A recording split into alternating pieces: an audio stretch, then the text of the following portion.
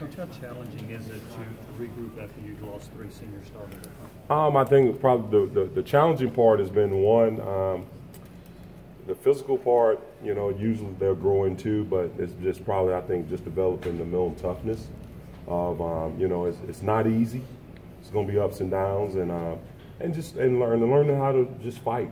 You know, and that's the biggest thing. But I think more so just the mental toughness. Not a lot of them have really been in a fight, a football fight, you know, and make that clear. And knowing that, you know, just being in a football fight and competing and going play after play. And I think with time, it'll get better. So that mental toughness usually comes with age and maturity? Ain't no doubt. I mean, who doesn't? We all like for them to be older, but it's part of it.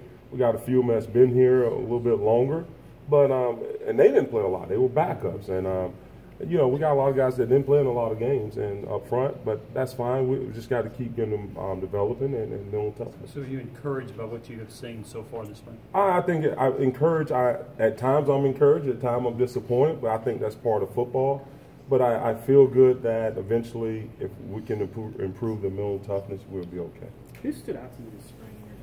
I think that the guy that stood out most to me in my group that I felt like got better, to me was probably Matt Butler. Just, you know, he's older, he's been here, and I just think he's done some things that have surprisingly every day have tried to do it consistently. What's he doing? I just think, you know, he's trying to play within the structure of the defense. He's improved his and what we call flexion. He's improved a lot in the weight room with fits, with his stretching, flexibility in his hips and ankles. And it's still more work to come, but he's been the one that's probably excited me the most. How important is it that whether it's Matthew or a lot of the guys, Mincy and whatnot, that they can all play multiple positions? Well, in this defense, I think that everybody's going to have to play every position, and we don't try to limit them to that. We try to train them in multiple, and that's going to be important as they keep developing, you know, over the summer and going into the fall practice. What's it been like for you working with Coach Ansley? Oh, well, we go back a long way, and I don't know, but I had Coach Ansley when he was at Troy State, so I don't hate to even mention that. But what I enjoy most about Coach Ansley is he's the same guy that walked into Troy State and took control of the field, but started as a freshman, directed the defense, and now all of a sudden he's here and he's the defensive coordinator. It's the same person that had the drive, the competitive edge to be special, and now he's the defensive coordinator here at Tennessee, which is I'm excited to be with, glad to be around him, and I'm looking forward to this fall with him. When you look at your group, do you envision, would you prefer to see 3 guys and lean on them as much as you did last year? Or is it going to be sort of more of a group effort? I wouldn't say it. I think it's going to have to be a group effort. You know, I did not like the part that we had to lean on those 3 seniors all last year, but we did. And you was hoping that the other guys, you know, a couple of guys did come along as we went along. But, you know, everybody's going to have to participate at every position here. Every position. Everybody's going to have to participate in some form or fashion. What do we see from Emmett Gooden kind of in his first spring here, but his second year in this program? Well, I think the thing is what we're trying to get out of Emmett Gooden is leadership. He's the oldest. You know, he's been off in junior college, but now he's the oldest there in that group. We need more leadership from Emmett, and that would be more important. But first, he must do what he needs to do before you can lead others, and I think that's going to be important for Emmett. What are your expectations for him? Well, it's like everybody else. I want him to play good. You know, do right and play good. I mean, that's my expectations, and play within the structure of the defense, and in this game, you have to bring somebody along, get better with you, and that's what's important. What does it mean, or what does it look like for Emmett to play good? Well, I don't know how to answer that one, but playing good is making plays, controlling the line of scrimmage, and showing up every day. Now, we all want to play well in the game, but it starts in practice. And that's the most important thing for him. Savion and Darrell, they're not here yet. How do you have contact with them and kind of still see some improvement even though they're not here? Or is there multiple conversations you're able to have? Well, we have conversations, and we got things set up. They're all coming down, so they'll start getting the playbook and things of that nature, and we'll go through it and start training those guys just on vocabulary, what we're saying, what it means. Alignment-wise, they will probably get but a lot of time it's the vocabulary and the communication that they would not understand. What's it been like being back with Aubrey? I mean, you have a little bit of the history with him coaching him this spring, this offseason. Well, it's been exciting having Aubrey, making the transition here. It's been good to have him up front. Shows the potential to be a good player, but does still have ups and downs, learning how to play and grow. Hadn't played, but hadn't played a lot. And I think that's part of maturity and developing mental toughness with Aubrey. And after that, we'll see what happens. How different is he from when you were recruiting him? I know a lot of you guys recruited him. Well, I think the difference in recruiting, when you're recruiting, it was all high school and everybody's kind of giddy and you see the typical high school kid, and then all of a sudden, we finally see each other again. You're like, okay, the personality has changed. They've grown up a little. They've seen the world a little bit more. They see things a little bit different now. So that's what's been exciting with him, and I've really enjoyed just having just personal time with him and just talking about not just football, but how to deal with things out. And, everybody thinks football, but it's a lot of other things we deal with, and I've had some good quality times with him that I've enjoyed. You look at the various mock drafts. There are several SEC pass rushers, edge rushers, defensive linemen projected to go in the first round. You've been around this league a while. What is it about the SEC that produces so many great front seven edge rusher type guys? I think the SEC is that, I consider this league, and I've always considered this league as it's the closest thing to the NFL. And every team is good. You can sit here and put, hey, I guess the ranking will come out who's at the bottom of the barrel or whatever. And I'm like, that ain't never quite true in this league. And everybody's pretty good. And I think that's just not football. That's in all sports in this league. It's a pretty dang good league. And it's the closest thing to Major League Baseball, NBA.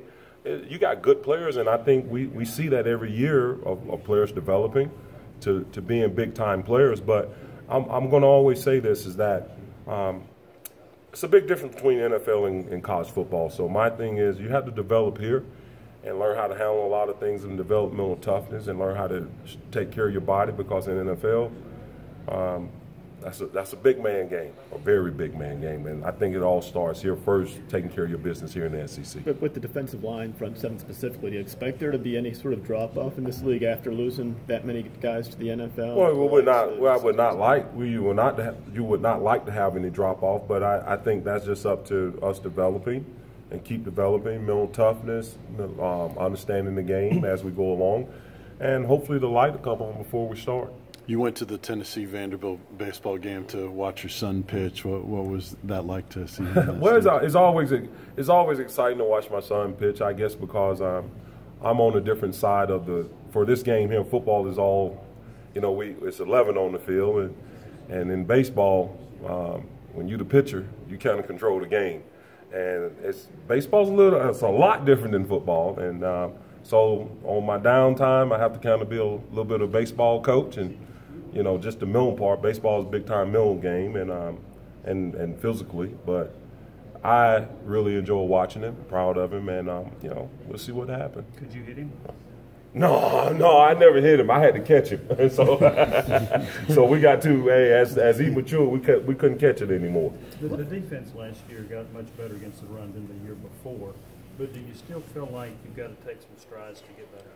Oh, we're going to keep stride, and I have no doubt. That's the whole principle to this game. You got to keep getting better, and we're going through a little rocky road, but that's fine. That's part of football, but as long as we keep fighting, I feel good about it. Fighting and effort, you can usually erase other people's mistakes in this game. How do you kind of keep your patience as a coach when you want some of these second guys that haven't been on campus for you? You want the light to come on for them. You want it to kind of put it all together. How do you kind of keep your patience?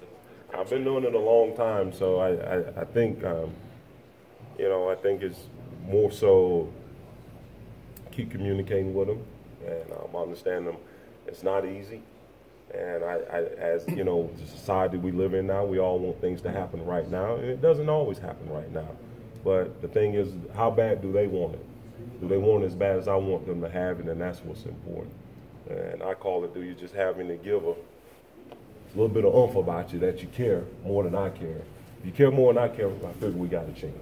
Got time for 2 more questions. Latrell switch is out. Latrell who? Bumpus is now with you now. You know, what's kind of intriguing about his skill set, and how is that transition going this spring full time? I think Latrell, you know, the transition is, I love Latrell. I love Latrell Bumpus' effort.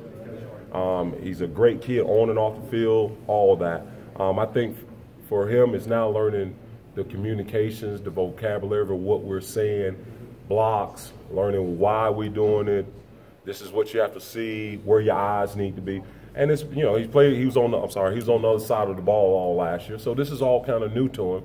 But what I love about him, he cares. He wants it. He wants to be a good player, and I can work with that. And I think he's going to get better as we go. Hold up, now he said 2. Now I got 5. So I don't know how to do this with that. Because of the grind that football season kind of brings, how nice is a night like last night where you can just kind of maybe turn a little bit of that off and just be a parent and just maybe support? You said with the kids? I mean, yeah, I'm saying like your son was pitching. Night, so. Well, I think I don't know if I can ever turn it off when I go watch him. I'm like any other parent, you know. Who doesn't want their child to do well and be, you know, and do the right things and be successful? That's part of it. But also, I've been with him long enough to know there's ups and downs in this game, and that as a coach, you're gonna lose some. That don't mean you like it, but you learn from it. And we all want to win, but you ain't gonna always win them all. But when you win, you got to understand, can you keep doing it again and hold a standard of how you're going to approach practice, how you're going to approach the day every day. And that's what I talk to him about is what I talk to my kids about. And I tell them I don't treat him no different than I treat these guys that I have here. There's no doubt. When he went off to school, he probably thought I was the meanest man in the world. Now, after he done went off, he realized, hey, he was telling the truth. And that's part of growing up. We all went through that, you know, even with my dad. I fussed and fight too, so. I went off and I'm like, hey, yeah, you were right, Dad. I better straighten up, you know. But that's life, and that's what I enjoy about it. And then it's the same thing with these guys. They're going to get better. I feel good about it, and it's just going to keep working. And Coach Ansley, Coach Sher, Coach Rump, Coach Pruitt, we're going in the right direction. And I'm looking forward to seeing them in the orange and white game and see if they'll fight and go hard. And maybe we can all get out there and sing Rocky Top. All right, guys. Thanks, Coach. Hey, man, y'all enjoy. Thank you. And next time,